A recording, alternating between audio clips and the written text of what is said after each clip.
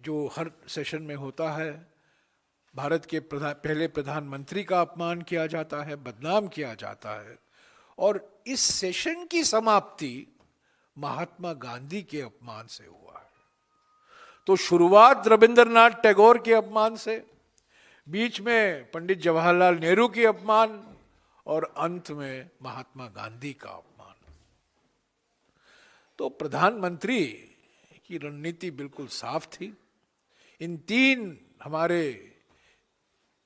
20वीं शताब्दी के बड़े बड़े महानुभाव जो आधुनिक भारत के स्थापक हैं, गुरुदेव रविंद्रनाथ टैगोर, महात्मा गांधी और जवाहरलाल नेहरू का बदनाम और अपमान किया है।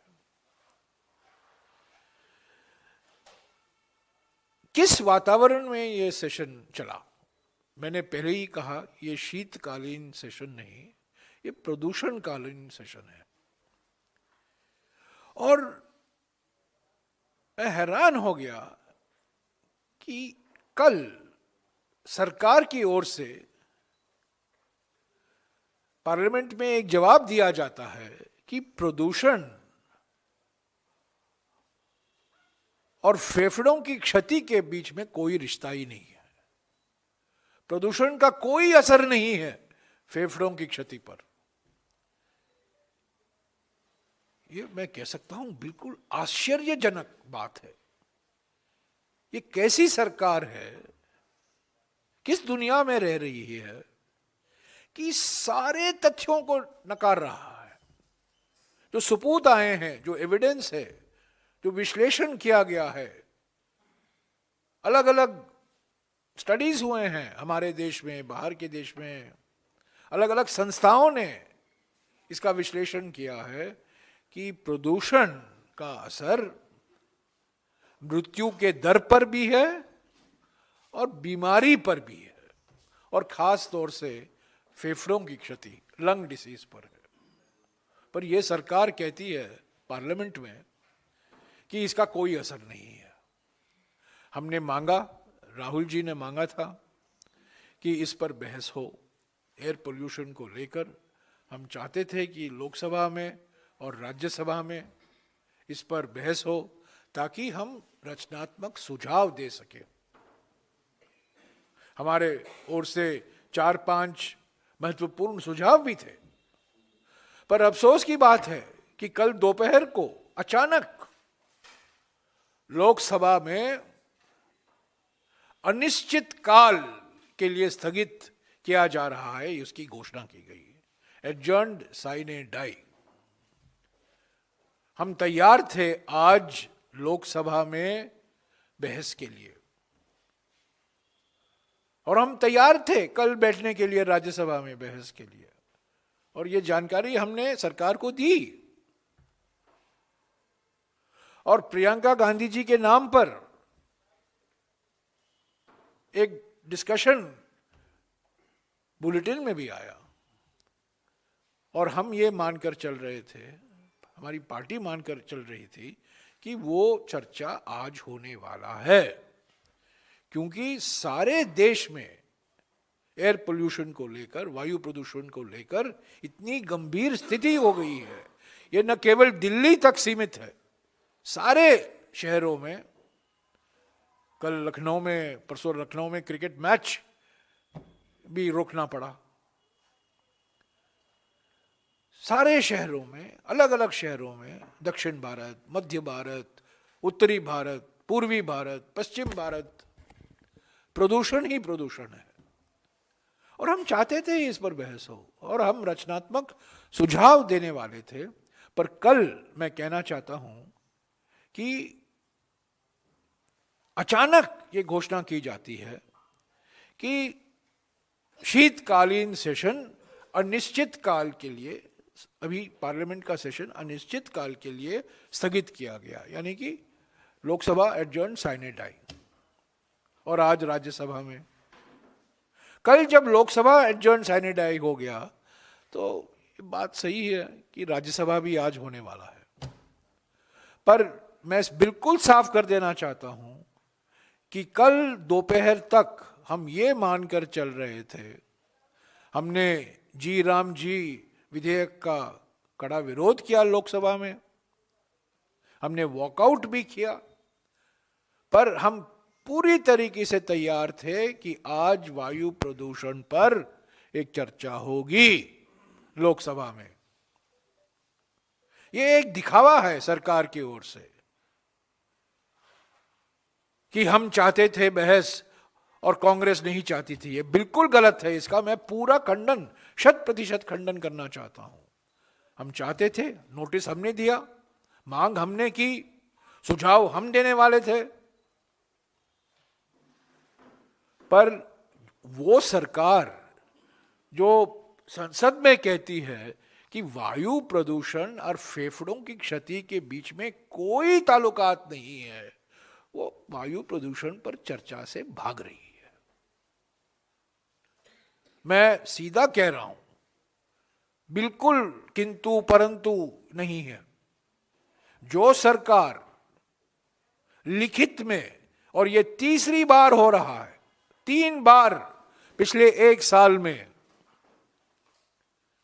सरकार ने संसद में कहा है कि एयर पोल्यूशन का कोई असर नहीं मृत्यु के दर पर, बीमारी पर, कोई सबूत नहीं। ये बिल्कुल गलत है, तथ्यों के खिलाफ है। और यही क्योंकि उनका खुलासा होने वाला, पर्दाफाश होने वाला था, हम सबूत पेश करने वाले थे कि क्या असर है वायु प्रदूषण का लंग डिसीज पर, फेफड़ों की क्षति पर और मृत्यु के दर पर। इसलिए सरकार भाग रही है। सरकार एक दिखाया, एक बहाना, हम तैयार हैं, पर जब वक्त आया चर्चा के लिए, उन्होंने कल लोकसभा को अनिश्चित काल के लिए स्थगित कर दिया, और आज वही होने वाला था जो राज्यसभा में। अंत में मैं ये जो नया अधिनियम आया है, जो लोकसभा में पारित हुआ हंगामे के बीच में, राज्यसभा में कल रात को 1 बजे, करीब 12 बजे रात को पारित हुआ हंगामा के बीच में, ये जो अधिनियम महात्मा गांधी नरेगा 2005 को रिपील करता है और एक नया अधिनियम बनाया गया है। इसके बारे में मैं कुछ बातें कहना चाहता हूं। पहली बात तो यह है कि कांग्रेस के मुख्यमंत्रियों की बैठक जब गुवाहाटी में अप्रैल 2002 में हुई, 15 सीएम मौजूद थे गुवाहाटी में, उसकी अध्यक्षता श्रीमती सोनिया गांधी जी ने किया, डॉक्टर मनमोहन सिंह जी थे, प्रणब मुखर्जी थे, बड़े बड़े हमारे नेता थे। और उस गुवाहाटी के बैठक में अप्रैल 2002, उस गुवाहाटी के बैठक में पहली बार हमारे प्रस्ताव में ये लिखा गया, गुवाहाटी रेजोल्यूशन में, कि सरकार को, केंद्र सरकार को रूरल एम्प्लॉयमेंट गारंटी एक्ट लाना चाहिए। एक्ट, प्रोग्राम नहीं, स्कीम नहीं, रोजगार गारंटी एक्ट लाना चाहिए। उसके बाद में 2004 के चुनाव में, कांग्रेस पार्टी के चुनाव घोषणा पत्र में ये वादा किया गया था कि हम रोजगार गारंटी एक्ट लाएंगे, कानून बनाएंगे 100 दिन का, और ये हमने कहा भी था 100 दिन का होना चाहिए। उसके बाद में कॉमन मिनिमम प्रोग्राम बना यूपीए 1 का, और जुलाई 2004 से लेकर अगस्त 2005 तक, यानी कि 13 महीनों के लिए इस विषय पर देश भर में चर्चा हुई। पहले एक मसौदा तैयार किया गया था नेशनल एडवाइजरी काउंसिल की ओर से, उसके बाद में उस मसौदे पर सरकार में चर्चा हुई, विचार विमर्श हुआ, एक विधेयक का मसौदा तैयार किया गया, पेश किया गया। तब के ग्रामीण विकास मंत्री रघुवंश प्रसाद सिंह जी थे, और वो बिल रोजगार national Rural Employment Guarantee act स्थायी समिति को भेजी गई, और स्थायी समिति की अध्यक्षता कल्याण सिंह जी, उत्तर प्रदेश के पूर्व मुख्यमंत्री, बीजेपी के एक महत्वपूर्ण प्रमुख सांसद, वे अध्यक्ष थे इस समिति की। और समिति ने इस पर कुछ 7-8 महीने बहस की। तब अंत में अगस्त 2005 में यह कानून बना। मैं आपको कहना चाहता हूं, जब Mahatma Gandhi National Rural Employment Guarantee Act बना, सर्वसम्मति से बना, सकारात्मक सर्वसम्मति से बना, सभी पार्टियों की अनुमति के बाद ही बना, स्थायी समिति के विचार विमर्श के बाद, स्थायी समिति के विश्लेषण के बाद ही बना। तो जरा तुलना कीजिए, जिस तरीके से विकसित भारत जी राम जी विधेयक लाया गया था, 2 दिन पहले हमें जानकारी मिलती है, समिति को भेजी नहीं जाती है, इस पर हम संशोधन भी नहीं दे सकते क्योंकि समय बहुत कम है, और यह पारित होता है। मैं कहना चाहता हूं, पहला और सीधा असर इस नए अधिनियम का हमारे समाज के कमजोर वर्गों पर होगा, क्योंकि अगर आप आंकड़े देखें, ज्यादा से ज्यादा रोजगार अनुसूचित जाति, अनुसूचित जनजाति, पिछड़े वर्ग और खेत मजदूर और महिलाओं को ही मिलता है। तो सीधा असर इसका, जैसे 3 काले कृषि कानून थे जिसका असर सीधे किसानों पर पड़ा, इस अधिनियम, इस कानून जो बनाया जाएगा, अभी नोटिफाई किया जाएगा, उसका असर समाज के हर वर्गों पर, और खास तौर से जो रोजगार मांगते हैं, रोज रोजगार मांगते हैं, और कोई विकल्प नहीं है। इसीलिए मनरेगा को कहा जाता था एम्प्लॉयमेंट ऑफ लास्ट रिजॉर्ट। और कहीं आपको रोजगार नहीं मिलेगा तो यहां आपको मिलेगा, एम्प्लॉयमेंट ऑफ लास्ट रिजॉर्ट। वो अभी खत्म हो चुका है। दूसरा असर होगा इसका राज्यों पर। मनरेगा में औसत के तौर से 90% खर्चा केंद्र सरकार की जिम्मेदारी थी, और राज्यों का योगदान करीब 10% हुआ करता था। अभी न केवल कानूनी हक छीना गया है, एक स्कीम बनाया गया है, नौकरशाही स्कीम, केंद्र सरकार की स्कीम, पर यह 60-40 के अनुपात में, 60-40 रेशियो में लागू किया जाएगा।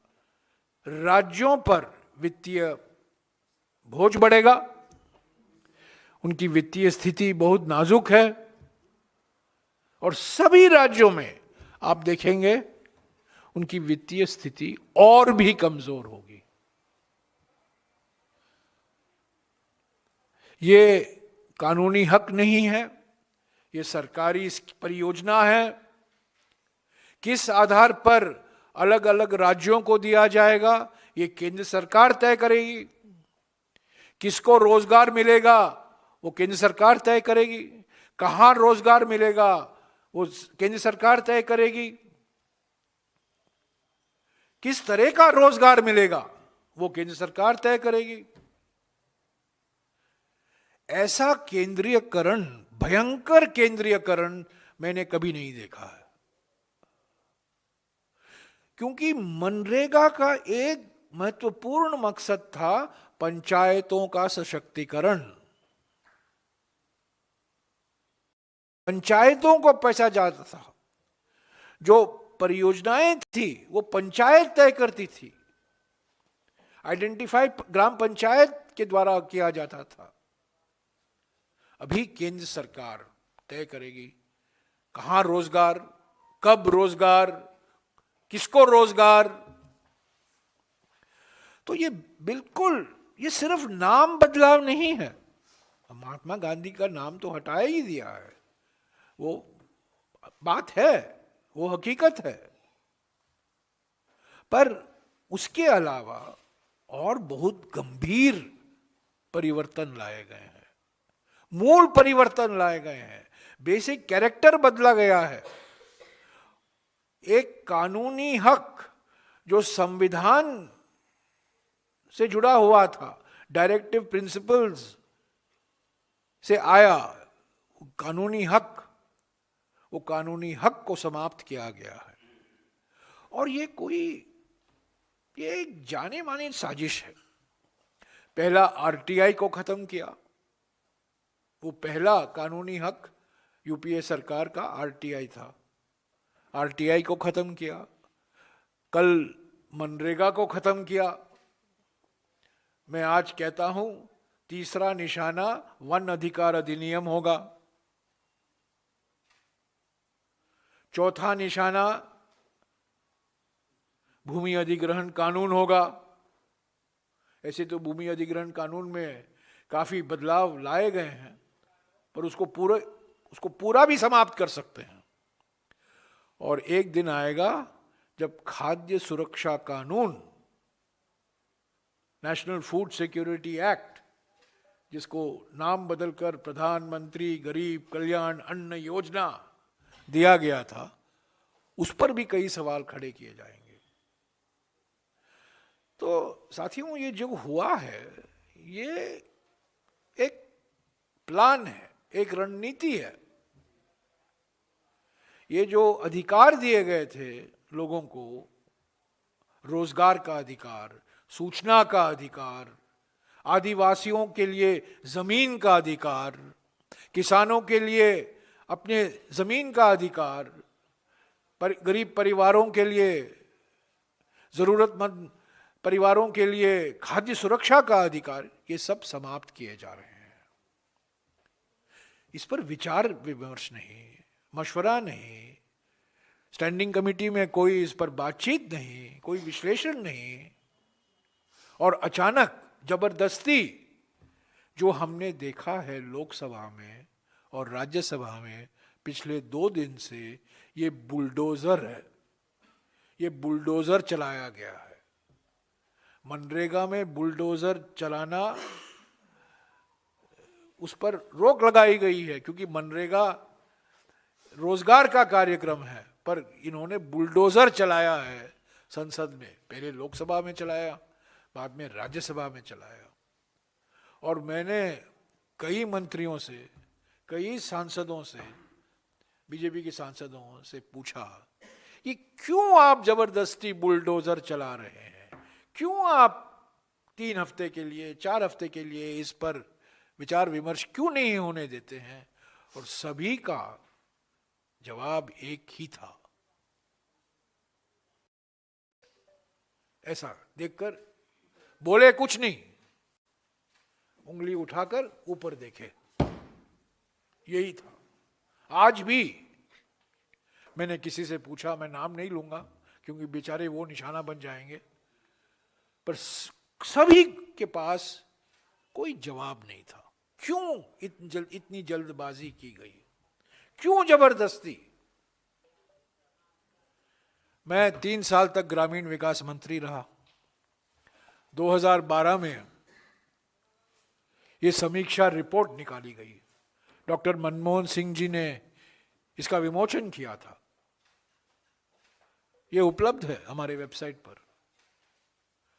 महात्मा गांधी नरेगा समीक्षा 2006 से लेकर 2012, 6 साल का अनुभव, महात्मा नरेगा का क्या असर है, इसमें क्या बदलाव लाने चाहिए, क्या परिवर्तन होने चाहिए, इसमें जिक्र किया गया, इस पर विचार विमर्श हुआ।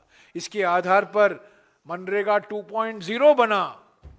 कुछ लोगों को याद होगा मनरेगा 2.0 की घोषणा की गई, पर जो कुछ हमने किया सभी से बात करके ही किया, और खास तौर से राज्यों से। मैं चुनौती देता हूं सरकार को, आप बताएं किस राज्य सरकार के साथ आपने वीबीजी राम जी का मसौदा आपने विचार किया, बताइए। किस मुख्यमंत्री से आपने बात की, किस राज्य सरकार से आपने सलाह ली, कमेंट्स मांगे, किस राज्य सरकार से? स्वयंसेवी संस्थाओं छोड़िए, क्योंकि आधे स्वयं सेवी संस्थाओं के खिलाफ आप सीबीआई, ईडी, इनकम टैक्स छोड़े हुए हैं और कुछ लोग जेल में हैं, उनको छोड़िए, सांसदों को छोड़िए, राजनीतिक पार्टियों को छोड़िए, राज्य सरकारों के साथ आपने क्या बात की, ये तो जानकारी दीजिए। कौन सी आपने मुख्यमंत्री यूपी से बात की, आपने मुख्यमंत्री मध्य प्रदेश से बात की, आपने मुख्यमंत्री बिहार से बात की, और मैं चुनौती देना चाहता हूं, आपने मुख्यमंत्री आंध्र प्रदेश से बात की, जो आपके दो स्तंभ हैं, जो दल हैं जो आपको समर्थन देते हैं, टीडीपी और जेडीयू। क्या आप नीतीश कुमार से बात की? क्या आप चंद्रबाबू नायडू से बात की, जो घटक दल हैं एनडीए के? एनडीए में बात हुई, एनडीए पार्टियों से बात हुई ना। एक व्यक्ति ने तय किया जी राम जी बिल आएगा, सॉरी वीबीजी रे राम जी बिल आएगा, और वो पारित हुआ। तो साथियों, ये रहा इस प्रदूषणकालीन सत्र की कहानी। 15 दिन का सेशन था।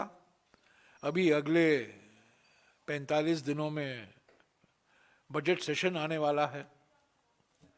वो एक लंबा सेशन होगा, 2-2.5 महीने का सेशन होगा।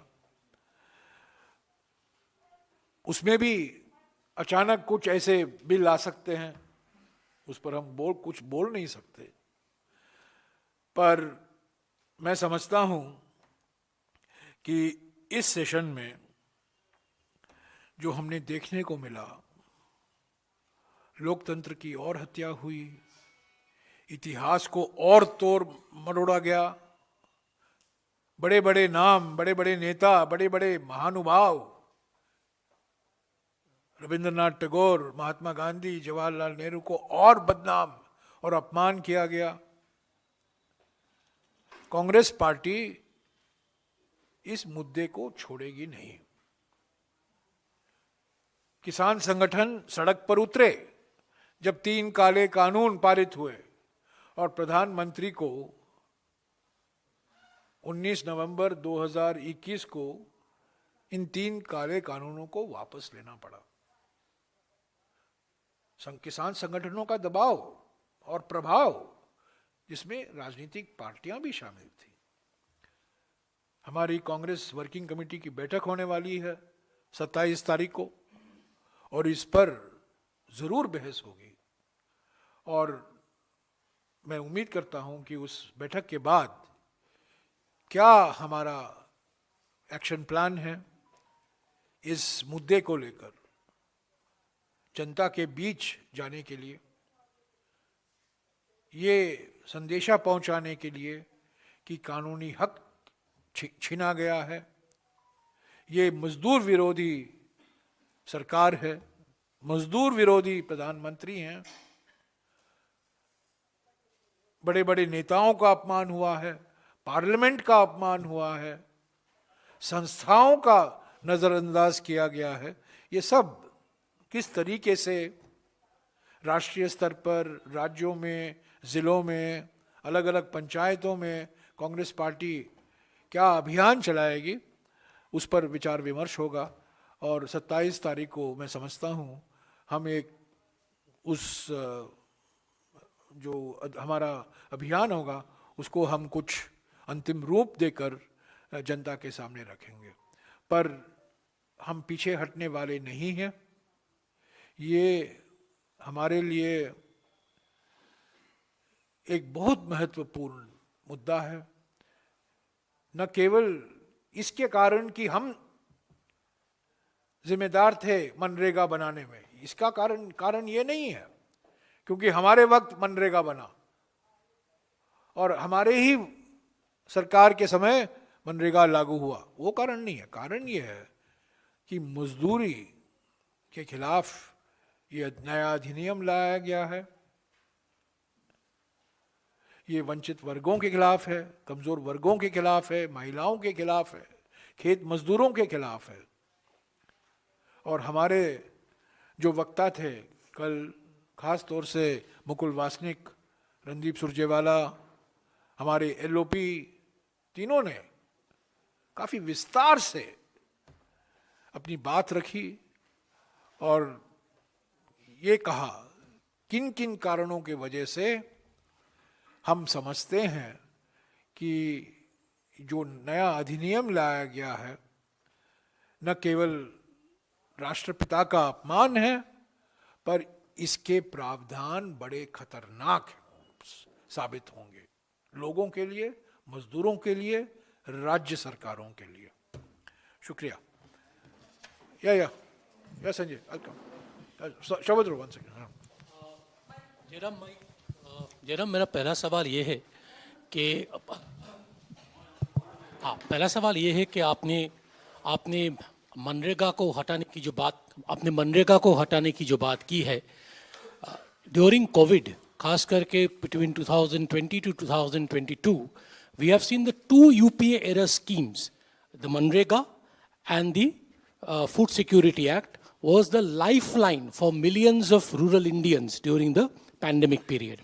Now, the government has argued कि पिछले 10 सालों में, पिछले 20 सालों में करीब 25% पॉवर्टी में घटी, पॉवर्टी कम हुई है, and Manrega had structural problems, citing various state experiences, structural problems, and the act was for 2005, and we need a new act specifically focusing on 4 areas including climate change and infrastructure, agriculture. Do you buy this argument, and what would be your argument against it? Hindi में बोल दीजिए।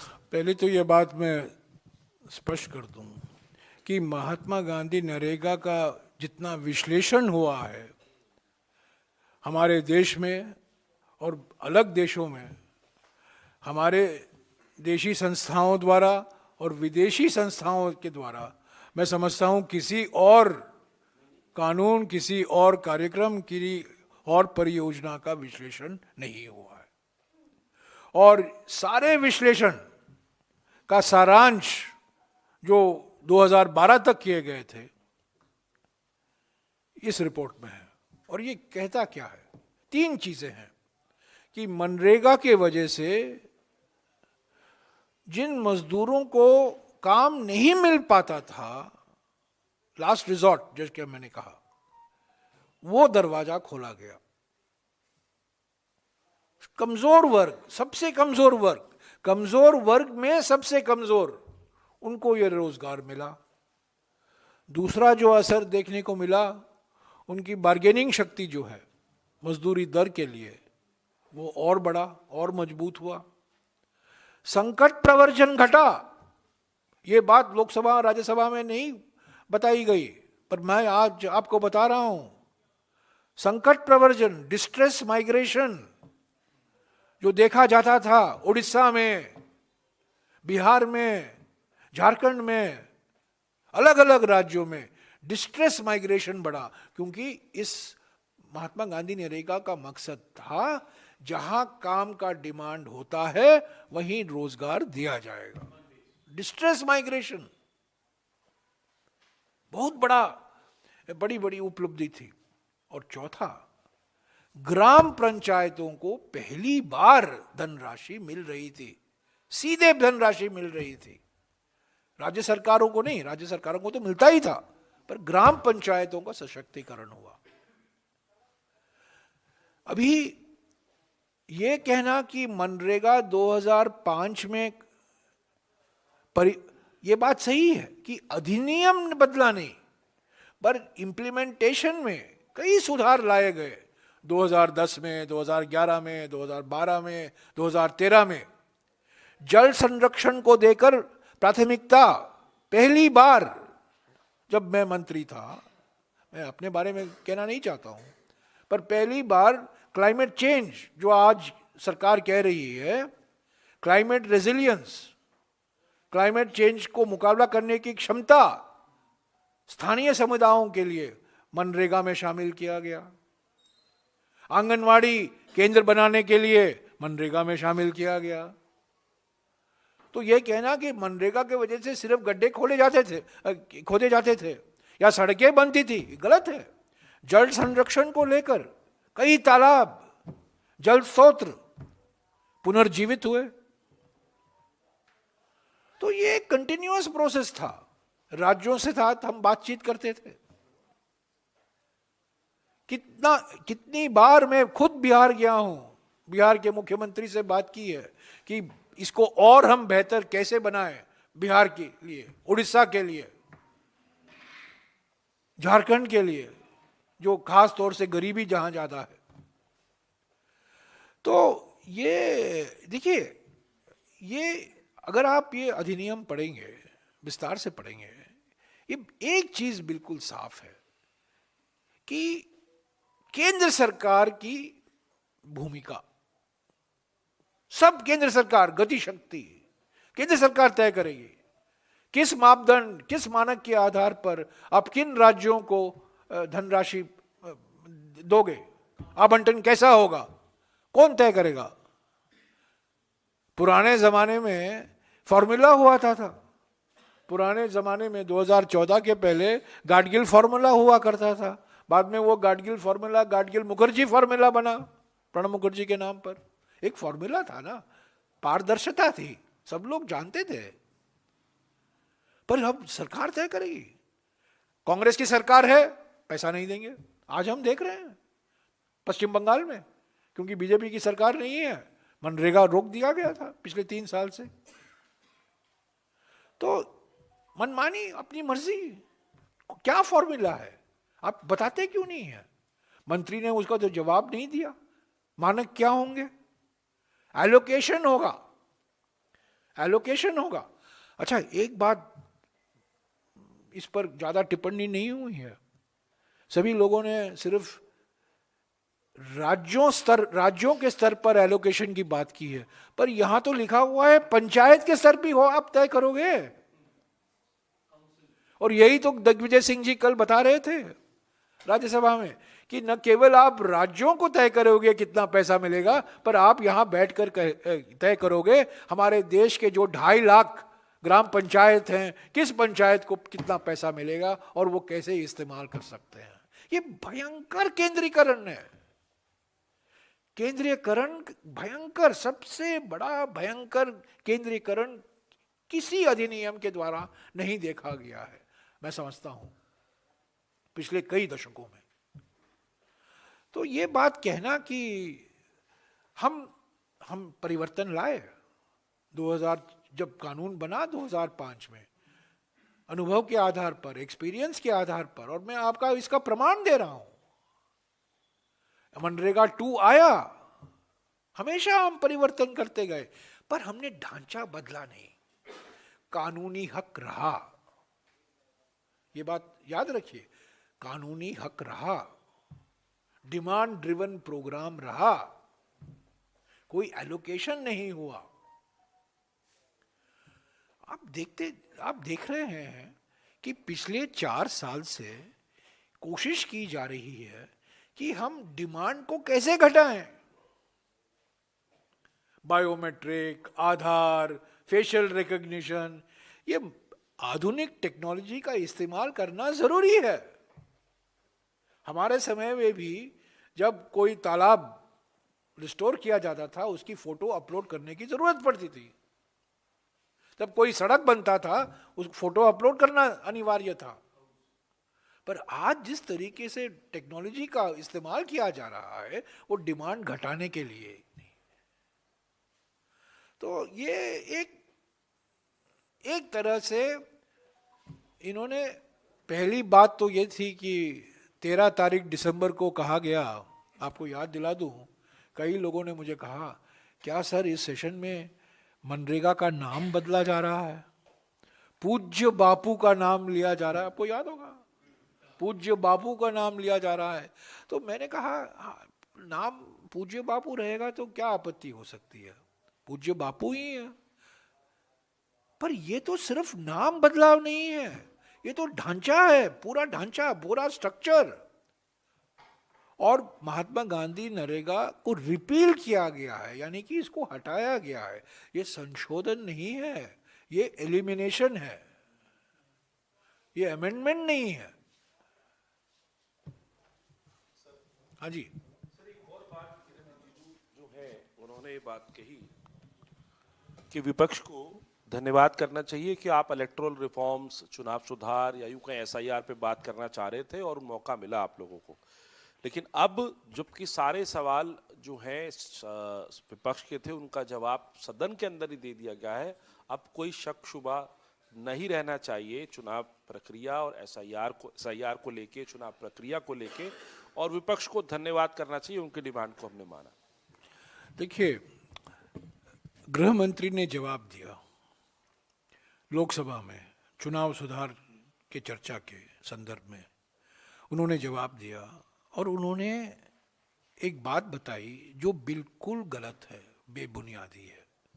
उन्होंने कहा कि चुनाव आयोग हमेशा Congress party से और अन्य पार्टी से सुझाव मांग रहा है चुनाव सुधार के लिए और पार्टियां ने सुझाव नहीं दिए हैं। यही तो कहा गृह मंत्री ने। इसका मैं पूरा खंडन करना चाहता हूं। हमने कई बार, और हमारे ओर से जो हमारे वरिष्ठ नेता हैं दिग्विजय सिंह जी, रणदीप सिंह सुरजेवाला, सभी लोगों ने चुनाव आयोग को लिखा है कि क्या चुनाव आयोग की प्रक्रिया, जो प्रणाली है, इलेक्शन प्रोसेस है, उसमें क्या बदलाव होने चाहिए। मेरा एक पिटीशन सुप्रीम कोर्ट में पेंडिंग है। जून 2023 से लेकर, ये बात सुननी चाहिए आप लोगों को, जून 2023 से लेकर दिसंबर 2023 तक हम बार बार चुनाव आयोग से समय मांगते रहे वीवीपैट के मुद्दे पर। इंडिया गठबंधन की बैठक हुई 18 दिसंबर को, एक प्रस्ताव पारित किया गया, उस प्रस्ताव की कॉपी चुनाव आयोग को पहुंचाया गया और उस प्रस्ताव के पक्ष में एक नेता का हस्ताक्षर भी था। हालांकि 1 महीने बाद उन्होंने पलटी मारी, पर जून 2023 से लेकर दिसंबर 2023 तक बिहार के मुख्यमंत्री सारे सुझाव हम दे रहे थे, उनका समर्थन था। हमें चुनाव आयोग से कोई अपॉइंटमेंट नहीं मिला। और मैंने एक दिन कह दिया, आपको याद नहीं होगा, कि हम अपॉइंटमेंट मांगते हैं, चुनाव आयोग डिसअपॉइंटमेंट करता है। हमें कोई अपॉइंटमेंट नहीं मिला वीवीपैट के मुद्दे पर। हमने कई सिफारिशें दी हैं और मैं कहना चाहता हूं कि उनकी कल और परसों लीडर ऑफ द हाउस ने इसको दोहराया, तो हमने चुनौती स्वीकारी है और कांग्रेस पार्टी एक दस्तावेज तैयार कर रही है चुनाव सुधार को लेकर, और हम चुनाव आयोग को पेश करेंगे अगले 2-3 हफ्तों में। क्योंकि लीडर ऑफ द हाउस ने कह दिया उठकर कि आप करते नहीं हो, आप पेश नहीं करते हो, तो हमने चुनौती स्वीकारा है। और जो सारी हमने सिफारिशें दी हैं, एक जगह में हम सारे सिफारिशों को इकट्ठा करेंगे। और राहुल जी ने तो 4 मांगे रखी थी अपने भाषण में, उसके अलावा और भी हैं।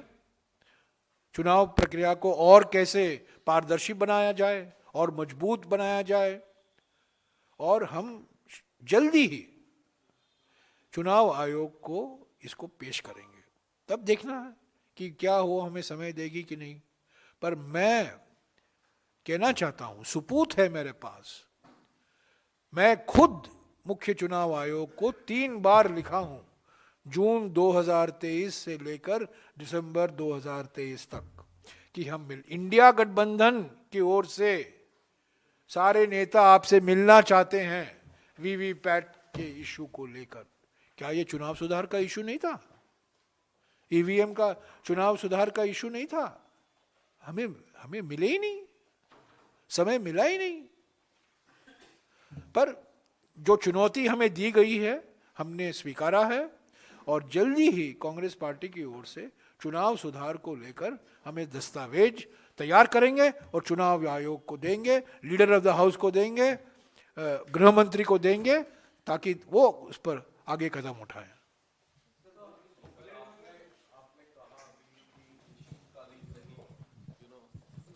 प्रदूषणकारी सत्र है, but how would you describe this entire session in a single line, and on the government's pleas on this rural employment scheme? प्रदूषण बाहर, प्रदूषण अंदर, इसीलिए मैंने कहा प्रदूषणकालीन सेशन है ये।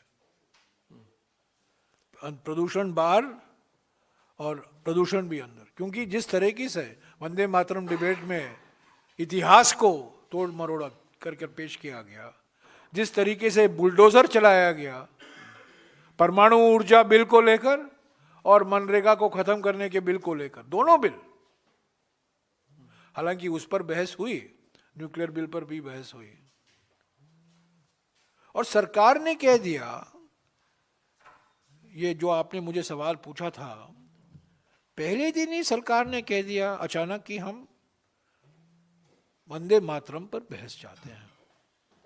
तो हमने कहा अगर आप वंदे मातरम पर बहस चाहते हैं तो हमें चुनाव सुधार पर आप चर्चा कीजिए। तब उन्होंने कहा पहले वंदे मातरम, पहले बाद में चुनाव सुधार। हमने बोला ठीक है, अगर आप मान रहे हैं ठीक है। बाद में कह रहे हैं कि आप एसआईआर पर बात नहीं कर सकते, चुनाव आयोग पर बात नहीं कर सकते। उन्होंने सीमा लगाने की कोशिश की कि किन विषयों हम उठा सकते हैं चुनाव सुधार के संदर्भ में। तो ये उनकी मजबूरी थी, उनकी प्राथमिकता थी, पहली प्राथमिकता थी कि वंदे मातरम पर बहस हो। और प्रधानमंत्री G2 के मन में था कि ये मनरेगा निकलेगा, पर वो निकलेगा आखिरी 2 दिन में।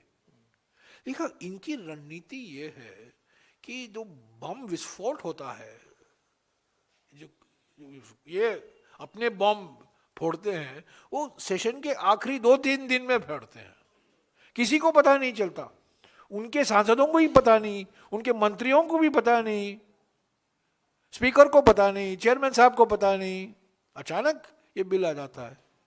ये पिछले सेशन में भी यही हुआ था, आपको याद है, और इस सेशन में भी होगा। बजट सेशन में तो बजट पर चर्चा होगी, पर हो सकता है बजट में भी कुछ बजट सेशन के 2 दिन पहले एक नया कानून लाए, वन अधिकार अधिनियम को बदले, खाद्य सुरक्षा कानून को बदले, कुछ भी हो सकता है। And what would you say about the government's argument on this rural employment scheme, that it required basic changes over the years and that it would eradicate corruption and involvement of more involvement of states by changing the ratio, so that states get more involved? So what would you say on that?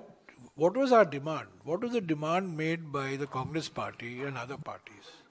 In fact, many parties, YSRCP, BJP, so many parties, and the Congress party, that this bill be referred to a standing committee.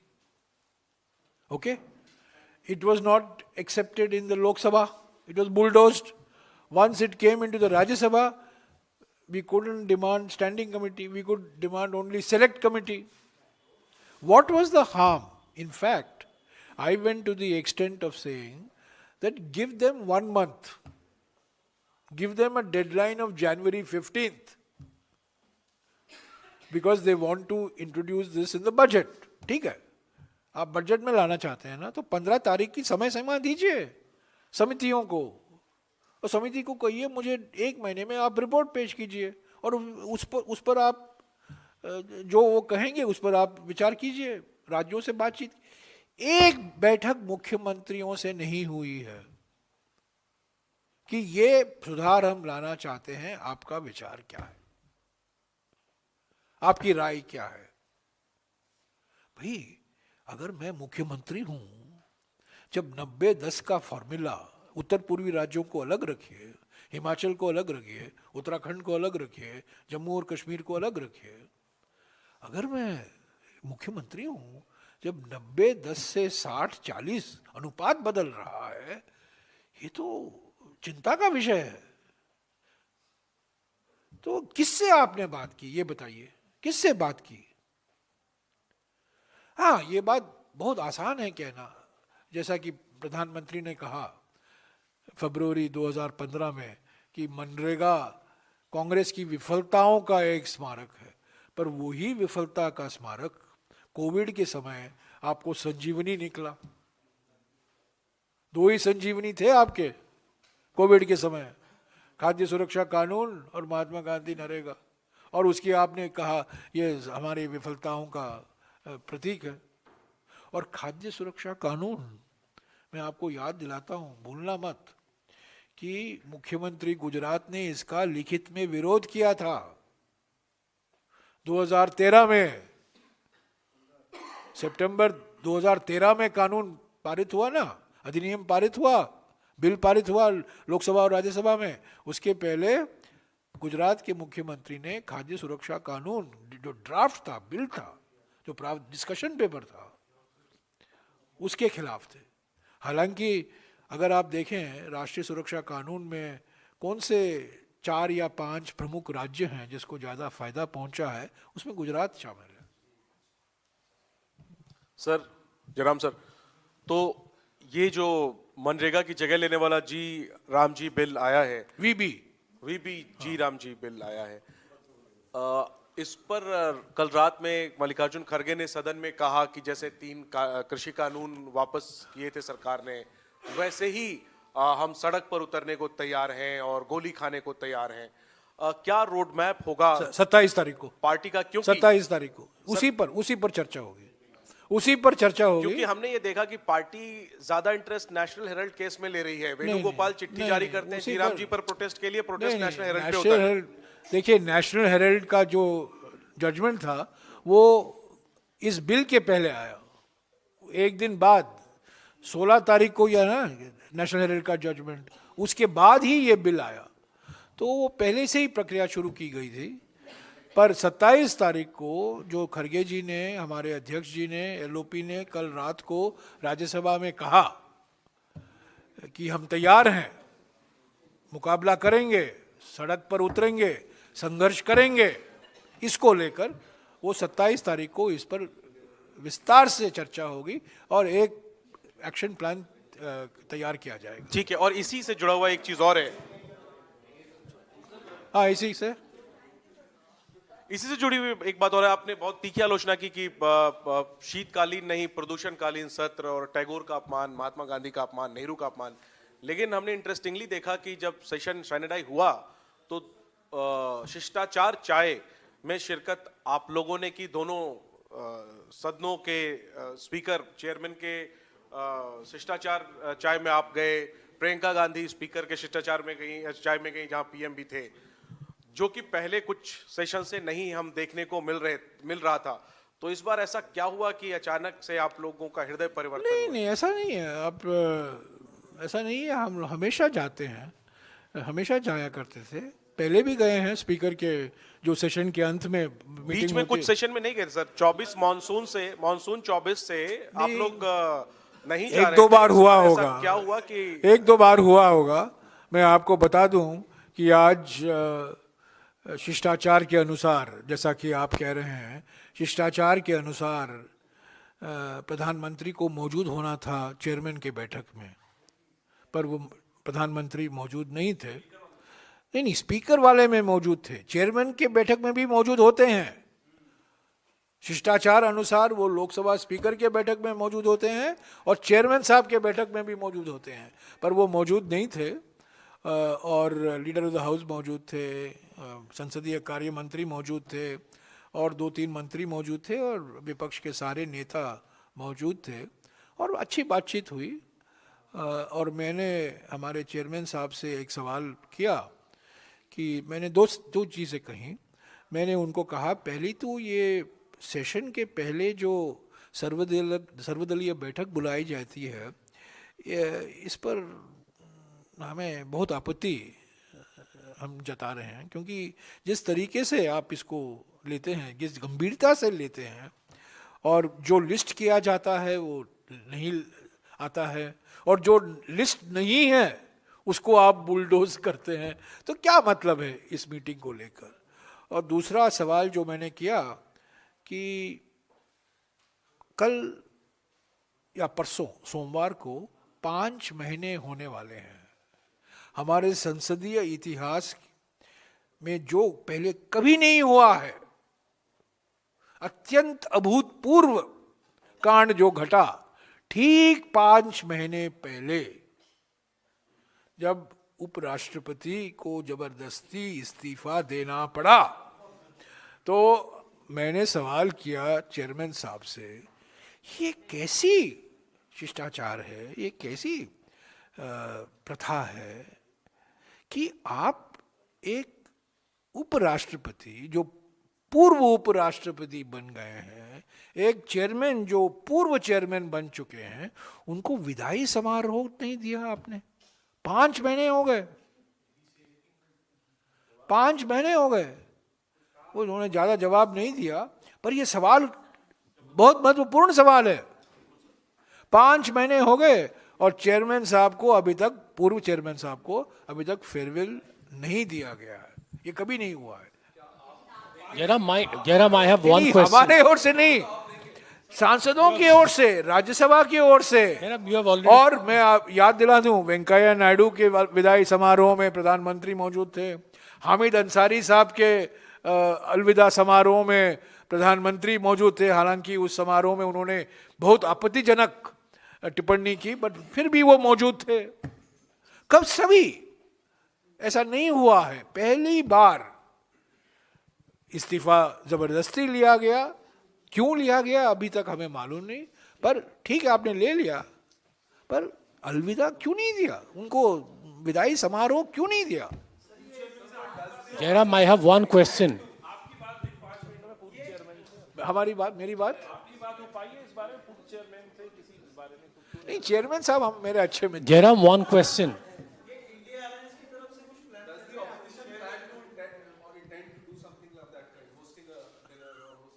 हमारे अच्छे दोस्त ही हमारे संपर्क में हैं, मैं उनके संपर्क में हूँ। Jairam, one question from my end is that you initiated the debate. You initiated the debate on this Shanti bill. I'm talking about the acronym in the Rajya Sabha. Now, just out of curiosity, in the backdrop of the ongoing US-India trade talks, was there any broad agreement between the opposition and the government that this bill has to be passed now? नहीं, ऐसा कुछ नहीं था। हम चाहते थे कि शांति bill भी सेलेक्ट कमेटी, स्टैंडिंग कमेटी को भेजा जाए। मैंने खुद मांग की, मैंने 2 बार ही मांग की संसदीय कार्य मंत्री से, मैंने लीडर ऑफ द हाउस से भी मांग की कि इसको स्टैंडिंग कमेटी में भेजा जाए। और स्टैंडिंग कमेटी के चेयरमैन बीजेपी के खुद एमपी हैं। हालांकि वो एमपी हमारे पार्टी के चीफ विप भी रहे थे पहले, वो अभी एमपी हैं, उनके एमपी हैं। तो मैंने कहा आप जाइए, उनको दीजिए और 1 महीने का समय दीजिए एंड गिव द रिपोर्ट। सरकार मानी नहीं। Just like the Manrega bill, our demand was that these 2 bills in the BAC, we all demanded that Shanti bill and G Ramji bill should be referred to a standing committee. When Lok Sabha had passed both bills and the bills came to Rajya Sabha, we demanded it go to a select committee.